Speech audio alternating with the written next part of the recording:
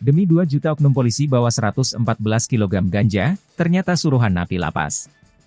Badan Narkotika Nasional Provinsi, BNNP, Sumatera Barat, Sumbar, menangkap seorang terduga pelaku yang membawa 141 paket ganja. Mengutip tribunpadang.com, berat ganja tersebut mencapai 141 kg. Kabid Pemberantasan BNNP Sumbar, AKBP Ikhlas, membenarkan penangkapan tersebut. Ia menuturkan, terduga pelaku ialah HV. Ia merupakan oknum kepolisian dari Polres Padang Panjang yang bertugas di Polsek Batipo. Ikhlas mengatakan, terduga pelaku HV membawa 141 paket ganja dari Mandailing Natal, Sumatera Utara. AP ditangkap pada Senin, 29 April 2024, sekira pukul 6 WIB pagi di daerah Lubuk Sikaping, Kabupaten Pasaman. Sempat terjadi kejar-kejaran.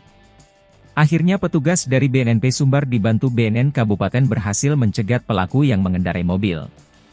Barang bukti ganja ditemukan dalam karung. Fakta pelaku adalah oknum polisi didapat setelah diinterogasi penyidik.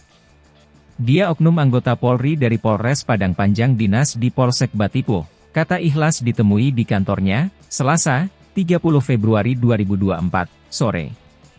Menurut Ikhlas, 141 kg ganja tersebut diperkirakan akan diedarkan di Sumbar. Setelah dilakukan pengembangan, ternyata peran AV hanya membawa saja. Ia mendapat upah jika sudah selesai menjalankan tugasnya.